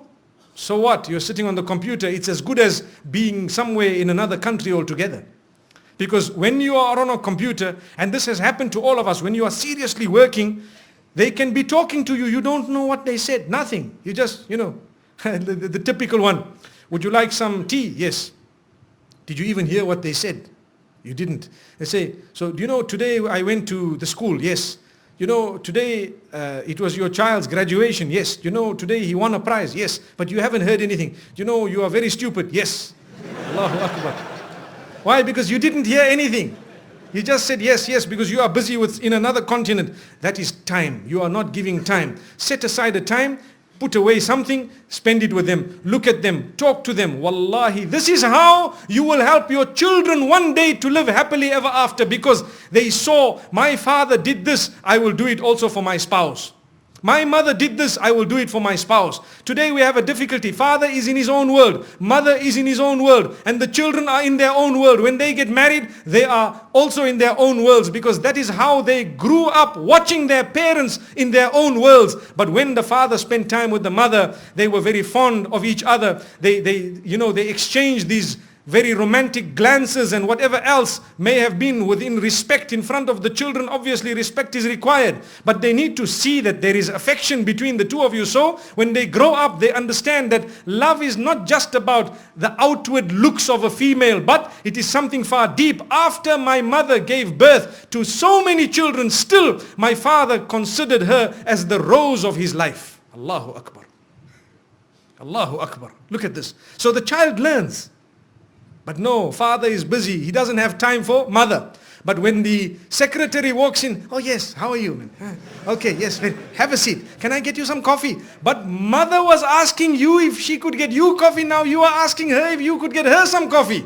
And this is a totally different person. Allahu Akbar. So the child watches. So what are we doing? We are reducing the chances of the child living happily ever after, let alone ourselves. because the child is watching. This is why we say spend time with your children. Very important. I put a value at one meal a day with your child is worth 10,000 US dollars and probably more. More because sometimes that meal a day might make your child say something. You guide the child, you spoke to the child. Had it not been for that, they would have got guidance from someone else because they never get a chance with you. And then they make a wrong decision in life which results in their total destruction. What then? It only costed you a meal a day. Allahu Akbar. Allahu Akbar. This is why get home early. Don't go every day and say there was a lecture tonight. This is why we only remain here for 3 nights or 4 and we go away. So you cannot go home and say tonight there was a lecture. Which lecture? What did they say? Are you going to say that they said we must not spend time wasting time outside? We must get back home, physically home. Even your friends, believe me, many marriages have broken because of friends. The friends say, "Hey, yaar, you know, what are you doing, man? You know, how can you be controlled by your wife? You want to go home. The time is only 10 o'clock, man. The night is still young, but my wife is also young." Remember that if the night is young, your wife is even younger. She deserves it more than you. My brothers and sisters, many marriages have been broken because of late nights. People sitting on the internet. People chatting haram way to people they are not supposed to be in touch with. How did it bring you goodness? Wallahi, it doesn't. You want to live happily ever after? Close it. You don't need to be on that chat. Life will not come to a standstill without you. Believe me. But your real life may come to a standstill with that chat. Do you know that? Allahu Akbar. Allahu Akbar. May Allah subhanahu wa ta'ala grant us control. The internet is a tool that is so addictive that you lose track of time the minute you are hooked onto it. So we ask Allah subhanahu wa ta'ala to grant us understanding. Another very important point, my brothers and sisters, to live happily ever after, you must be neat and tidy. I know someone might think, well, what does this have to do with, the whole thing? We want to live happily ever after. Sometimes a spouse does not like you because you are shabby and tatty. They cannot tolerate you because, you leave your smelly clothes lying around here and there. You get up and you're not in order. Sometimes after you use the loo, it is as though there was a whole chain of people who have used that loo. Allahu Akbar. And we leave it so dirty and filthy that the wife feels, now my job, this man married me only to wash after me. But to wash after him. Why is that the case? You need to be neat, be tidy, cleanse yourself, take pride in your dress code for your spouse, for your family to watch. Your children will see that my mom always looks smart, and it was not to attract the man at the mall. No, it was for my dad and for us. And she was always a person, role model in the home. You have dressed smart and prim and prop. Your clothes are good and neat and so on, according to your level. So that is a very important point if you would like to live happily. And if you would like to live happily ever after, make sure that you are dressed prim and prop, neat and smart, and make sure that you have presented yourself as the father of the home or the mother, or a person who is a good spouse who is dedicated towards that marriage. Very important point we spoke about already. I'll just say it, the point of communication. You need to communicate with your children and with your spouse. If you do not communicate with your spouse, you cannot expect that marriage to work. You must have a good relation. They must be able to say to you, and you must be able to say to them whatever is in the heart in a respectful way. And remember, how you talk to your spouse also determines how long you will be with them. Because if you keep on screaming and shouting, they won't tolerate it more than a while. After that, they're going to get fed up. They will want to go home. Nobody spoke to them like that in the past. You need to speak to them with respect, utter good words. The minute you shout, scream, swear, lie, cheat, deceive, that will not be tolerated more than a certain amount of time. No. So stop screaming and yelling at home. Stop using words that have a better alternative. I have spoken about the term shut up. Shut up is a very bad word. You rather say keep quiet. It enhances your respect and it will achieve more than the term shut up. Have you thought of it? Keep quiet is a far more respectful term, even with your own children. So communication and how to communicate is a skill that will really help you in marriage. Thereafter, one very important point, take correction. When you are corrected, admit your fault and nod your head and appreciate it. Whether you are a man or a woman. Even if your wife tells you, you know what, I feel you are wrong. Who do you think you are? I'll send you back home. That's the attitude of today. That's the attitude. No, your wife has the right to tell you, look, I think this relation was unnecessary. I think the way you should handle this should not be in this particular way. You should be thankful. No, I appreciate what you've said and immediately I will do something about it. MashaAllah. Now you live because you appreciate they are a female. Females are today big CEOs of some of the most successful companies on the globe. Have you realized that? And sometimes in our own home, we don't even give them a say. Allahu Akbar. No say. I'm a Muslim and you are not supposed to tell me anything. You are a female, I'm a male. Where did you get that from?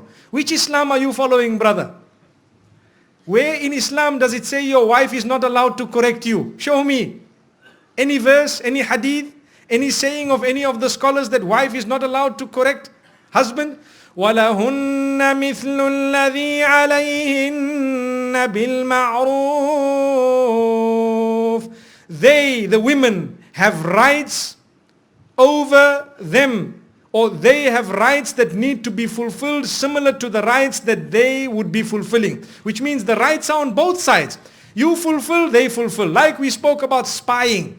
You do not want her to spy, you don't spy on her. The same thing, subhanallah. May Allah subhanahu wa ta'ala grant us goodness. So if you would like to have the right to correct her, she has the right to correct you too.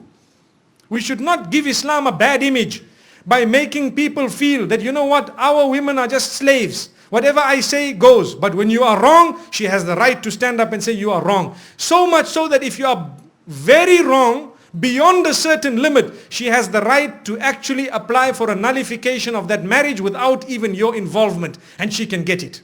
Do you know that she can go to the Shar'i court or to the group of ulama who is handling these marital crises, and she can say, I would like to apply for a divorce on this grounds, this grounds, this grounds. If those grounds are valid, she will be awarded that after the fulfillment of certain system that takes, certain steps that take place. May Allah subhanahu wa ta'ala grant us protection. So the issue of correction, we need to take correction. I spoke about sacrifice. Sacrifice is the cornerstone of a successful marriage. Remember, young boys and girls, people think, I'm getting married. You see, that's the last smile he smiled. You see, I'm getting married. See, I'm getting married. And when you see him the following morning, he says, I'm married. I'm married. But what happened? It took him one night to realize it's a big responsibility on his shoulders. He now needs to look after someone's daughter. He took her with the name of Allah. He needs to provide for her. He needs to make sure that he respects her. He has a new relation. His life needs to change. If your life does not change after marriage, then perhaps you don't understand what marriage is all about. This is why we say sacrifice is the cornerstone towards living happily ever after. When you get up the following morning, you need to realize, I must get up. I must do this, do that. When you are lazy, yesterday I used the term a bag of lazy bones. Wallahi, it's a fact. If you are lazy, you cannot expect to live happily ever after. There is no room for laziness when it comes to marriage, both for the male as well as the female. Get up and work hard to, inshallah, to prosper in that marriage of yours. Then what is very important is to support your spouse, to stand by your spouse, to be fair and just. Here I need to spend a few minutes. What is the meaning of fair and just? Your mother has a problem with your wife. You don't just side with one of them. No, you must be just. You must be fair. If your mother is wrong, she is wrong even if she is your mother. We have an attitude where we say, my mother is my door to paradise. My brother, sometimes your mother is your door to hell. Did you know that? From Islam, I'm telling you, if that mother of yours is oppressive and she is doing something wrong, she could be your door to hell, not to heaven. Do you know that? Wallahi. And I am saying this with all passion because we have seen a lot of marriages where the mother-in-law thinks she is the queen who is married to the woman who you are married to before you. And then she comes and relays all her unjust instructions which are absolutely unacceptable. And the man just sits down, that's my mother. That's my mother. That's my mother. How long are you going to keep on saying that's your mother when she is oppressing your wife? Something somehow, somewhere needs to be said. Either speak to your father or tell your mother, Mother, I love you so much. I did not marry this woman for her to be a means of taking my love away from you or your love away from me. The love I have for you is totally different from the love I have for her. So mother, I will love you forever, but I want to tell you this is the line you do not cross, my beloved mother. And you kiss her forehead, you can kiss her hands and her cheeks and tell her that my mother, you are wrong. lay it down. When you do not lay your territory, your marriage cannot work. People don't know where is my limit. They don't know. So how can your marriage work? Your mother doesn't know, your father doesn't know. Some fathers issue instructions to their daughters-in-law worse than the instruction of their own son to that wife of theirs. So what was the point? Father, why didn't you just marry this woman one time? That is not fair. You cannot just come and say, that's my daughter-in-law, I must tell her, you stand here, you go there. No, they have their life. Give them their freedom. Understand they too need to grow in marriage to live happily ever after. It's not just you who comes and dish instructions and go out. I know this, what I've said here might be a bit bitter for some people to digest, but it is a fact of life. It is a red button that we press, and we need to press it and constantly remind people, because when you talk about happily ever after, remember, you need to address issues that are current and valid. Otherwise, you are wasting your time. I cannot speak about a fairy tale because none of us will then learn something by the time we walk out of these doors. So this is why we say you need to be just. Tell your father where he should stand with respect. And please, the parents, do not hate your child just because he needs a bit of time with his wife. No. Or the wife needs time with the husband or the children. No, allow them that. Let them go. You do not have to go everywhere your children go. We are going for a holiday, for example, to Penang or to Langkawi. So now father says, we are coming with. Okay, you come with, mashallah. The next year we are going to holiday. We are going to this place. We are coming with. The following year we are. So whenever did they go alone? Never. Why? Because mom and dad tag along. Give them once or twice, a few times. Give them their own. Tell them, look, you guys go along, inshallah, enjoy yourselves. And next time we will join you. Perhaps you can arrange for us. Yes, it is very important to look after your parents. Believe me, we are not at all undermining that. That is a rule on its own. Look after your parents, but be just when it comes to your relation with them and the relation with your spouse. Be just. Even your children. Some people, and this happens in some homes, they have more than one child. So the children begin to get children. So those children who live with them in the same home, every time we shout them, we pick on them. Why? Because they live in the same home. And when the other son's children come, because they live far away, oh, my son, where were you? What happened? These children are watching. They are seeing, look at this grandfather of mine. These people here, does he know what they do at school? And here he is embracing them. It is only because we are foolish. Human nature makes us get irritated with those we live with sometimes. And we don't know those who are really irritating are actually so close to us because they are far. This is why we tell parents, sometimes you need to make sure your children live a little bit of a distance from you so that you can be even closer in relation. And I have seen in my life with lots of experience that those children who do not live with their parents are sometimes closer in relation with their parents. They have a better understanding and they have a much better relation. And I am not promoting people to abandon their parents. No, you need never to abandon your parents. If you do that, you are sinful of the highest order. But what we are saying is, give each other your breathing space. Is very important. Give each other breathing space. Some women, they get married into homes where mother-in-law sits and dishes instruction. Right, today we will cook this. I'm inviting 20 people for lunch, 40 people for supper. Tomorrow morning, 60 people for breakfast. But hang on, man. I am one daughter-in-law here. We are a few people here. What's going on? If this happened once a while, it's okay. But you cannot just sit back and dish out instructions as though this is a restaurant. MashaAllah, if you really want, I have a friend who owns a restaurant known as Dine More down the road. Perhaps we can go there. MashaAllah. May Allah subhanahu wa ta'ala grant us goodness. I had to mention that because, there are a few restaurants we've been to here. And MashaAllah, the cuisine is something else. So my brothers and sisters, I'm just thinking of it, probably the cooks are males, not females. Remember this. When you say food is very nice, a sharp woman would say, well, that's a male cook. Which means now let's eat here every other day. May Allah subhanahu wa ta'ala grant us goodness. So the point being raised is be just, be fair, be balanced. You cannot keep it lopsided all along. Because you will have your children, they will grow up, they will get married. How do you like your daughter to be treated? Remember this. Remember, very important point. Then a very important point also is non-comparison in two angles. You want to live happily ever after, do not compare your marriage to someone else's.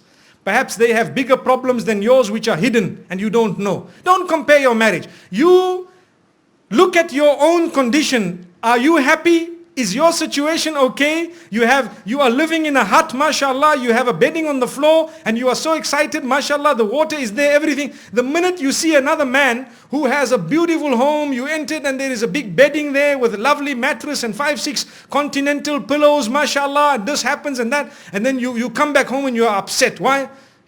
Those people are living so happily, man. Look at them. Why should you destroy your hut looking at the bungalow of somebody else? You are never going to get there. Allahu Akbar. You are not going to get there. So do not compare your marriage to others. You be happy with your situation. For as long as it is okay, you make the most of it. One day, if Allah wills, He will grant you even better. Ultimately, we go to Jannah. In Jannah, you get what you want. So comparison in terms of your marriage. Another thing, to compare children also reduces your chances of living happily ever after. And you don't allow this to happen. The worst is when someone enters your home and starts comparing children. Or you yourself in front of your children. This one is very dark in complexion, this one is light in complexion. And the child is hearing. It's not their crime. It's Allah who chose that. And this one is very clever, that one is thick. The way we say the word thick, it makes them feel thicker. It's a fact. Yes. People call their children stupid, dog, cow, pig. Allahu Akbar. How can you live happily ever after when what came out of your system is being called a pig and a dog and a cow? May Allah forgive us. Sometimes in our spur of anger, we utter words that result in the cursing of ourselves. And then we want to know why is it we are not living happily ever after. But brother, my sister, you are calling your son a dog. How could you do that? If your son is a dog, I don't want to ask what it makes you. Allahu Akbar. Allahu Akbar. My brothers and sisters, very important. Do not utter cutting remarks, calling people names in your own house. We are not even supposed to be doing that out of the house. So this is why we say non-comparison in marriage and non-comparison with children. And don't come and compare the children of one son with the children of another son, the children of one wife with the children of another wife. That is haram. Each one has their own speciality. Who knows, when they grow up it might swap. May Allah subhanahu wa ta'ala grant us goodness. May He open our doors. Sometimes we make mistakes because of our human weakness. And we want to start comparing children, my son, that son has very good children, and this one here, his children are unruly and so on. Stop saying that. Raise your hands and make a dua to Allah, or get to the ground and start resolving the matter by trying your best to speak and communicate with the children and seeing what is happening. May Allah subhanahu wa ta'ala protect us. I touched a little bit here on the issue of a man who has 2 wives and he compares the children of either wife, and he tells each wife, for example, you know what, you know nothing, that one knows too much, and this one knows this and that one. Wallahi, it's a big error. And this is why we say today we need to address the issue of polygamy, not because we want to promote it or demote it, but because it is happening in society. Remember this. The difficulty is not that people do not like polygamy or disagree with it. It is more to do with the way it is done and how people do it. So now you have people who keep it a big secret, and after 4 years it pops up, like bread coming out of the toaster and it's burnt. Allahu Akbar. And then you expect things to live rosy, and you go to make your wife feel like a non-Muslim, to say, you know what, if you do not accept this, then you are not in Islam. Allahu Akbar. What is this? My brothers, you need to be reasonable. These are human beings you are dealing with, not animals. They have feelings, they have a heart. You need to talk to them. You need to make them feel wanted. You need to make sure, if you are from amongst those who has more than one spouse, you need to make them feel equally important. You need to go out of your way to build that love with either spouse, if more than 1 or 2, because we are Muslimin, because it happens in our society. You would really be serving yourself the death blow if you had to prefer one over the other in terms of the statements that you make to them, or being unfair. May Allah subhanahu wa ta'ala safeguard us. Really, you are not allowed to go out to one and to make her feel that she is so low and cheap compared to the other. Why? That is haram, forbidden. Perhaps the one who gave you children first, the one whom you were married to right at the beginning, perhaps that one may stand up for you the day you need it most. And at the same time, you may have benefit from the other. and perhaps the third, and perhaps the fourth, you may have benefit, and they may come with their own goodness. So remember, each one comes with a unique goodness. Subhanallah, you need to know how to identify the goodness in each. Why is it that we want to identify the weakness and we want to get irritated? And remember, sometimes it takes a little bit of time for women to come to terms with this. If you are a man and you are a real Muslim, and you fear Allah subhanahu wa ta'ala, and you want to follow the sunnah of Muhammad sallallahu alaihi wasallam, you will realize and understand that your spouse is only but a human being. You need to stand up and make them feel as wanted as ever. It is not difficult to make your wife feel like she is the queen, and to make the other one feel like she is exactly the same queen. Allahu Akbar. It's not difficult. But you need to know, and you need to realize the statements that come out of your mouth mean a lot. Go out of your way to utter good words. Don't compare things. And remember, we as Muslimin are taught to work on the goodness and to identify and praise the goodness. You know, I was asked a question by one young man. This question has repeated itself so many times. Perhaps I have received more than 1,000 emails in this regard. People who are hooked onto pornography. So they tell you, and this is an example, I'm bringing it up for a reason. They tell you, you know, we are young, and you know, one brother says, I try to leave this, but I really can't. What is it? What can I do? Now, it's not easy to advise someone, especially from long distance, and you don't know who they are. So one of the best ways of advising them is the advice of some of our scholars who have given the following advice. They say, when you have a sin that you are engaged in, you are trying your best to come out of it, but you are falling back into it. You are trying your best to come out of it, falling back into it. One of the ways of tackling it, obviously, is to increase your good deeds, so much so that your bad deeds will become automatically decreased. When you increase your salah, your tilawah, your condition of wudu, your dhikr, your goodness, your going to the masjid, your attending the Islamic lectures or talks or lessons or the schools and what have you. So your good deeds have increased so much, and your dhikr and what have you has increased. Automatically your bad decreases. When you do not have enough good deeds, your bad deeds increase, because you now have time in the day to do those bad things. Now, this is a very important lesson for all of us in anything and everything we do. Increase your good deeds and you'll find your bad deeds decreasing automatically. If you read your 5 salah in the masjid every day, you will find it difficult to commit adultery. It will be not easy for you to go into the gambling and casinos. It will become difficult for you to waste your time on the phone because you are worried about getting up for Salatul Fajr, and I want to get to the masjid 10 minutes before the time of salah.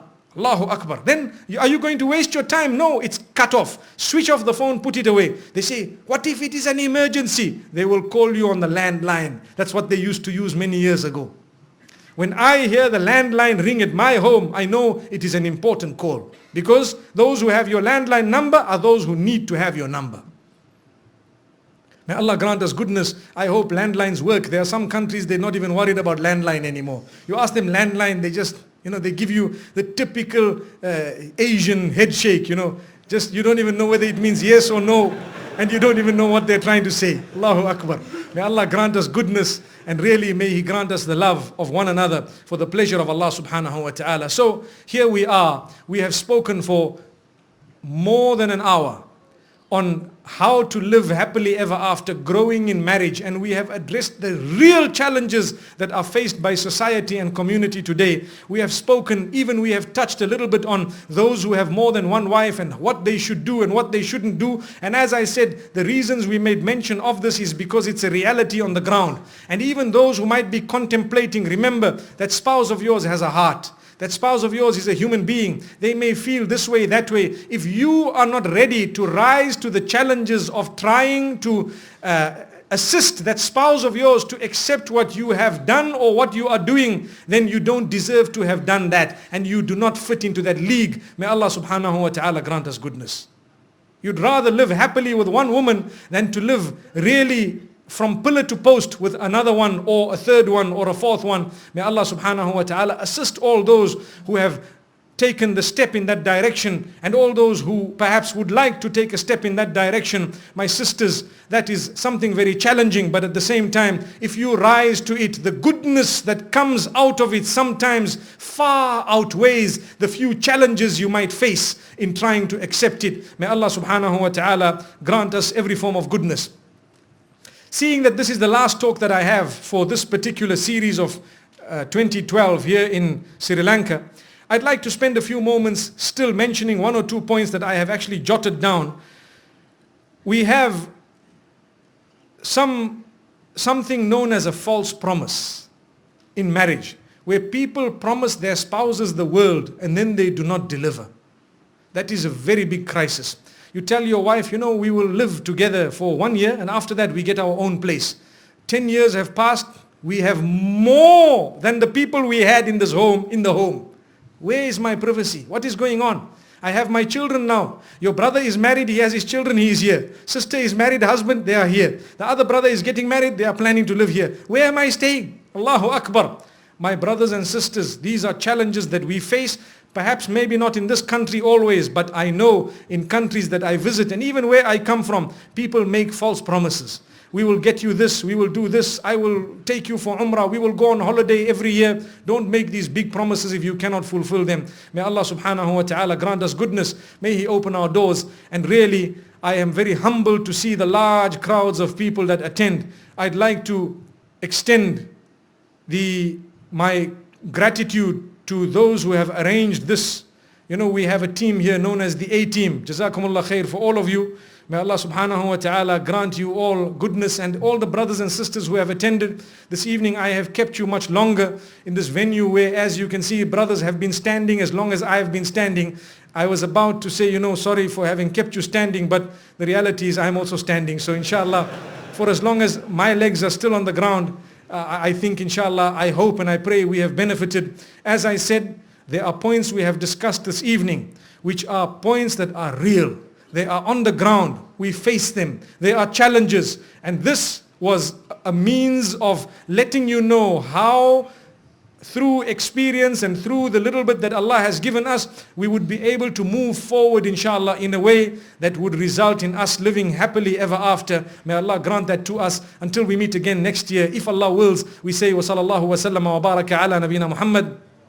Subhanallah wa bihamdihi. Subhanakallahumma wa bihamdik. Nashhadu an la ilaha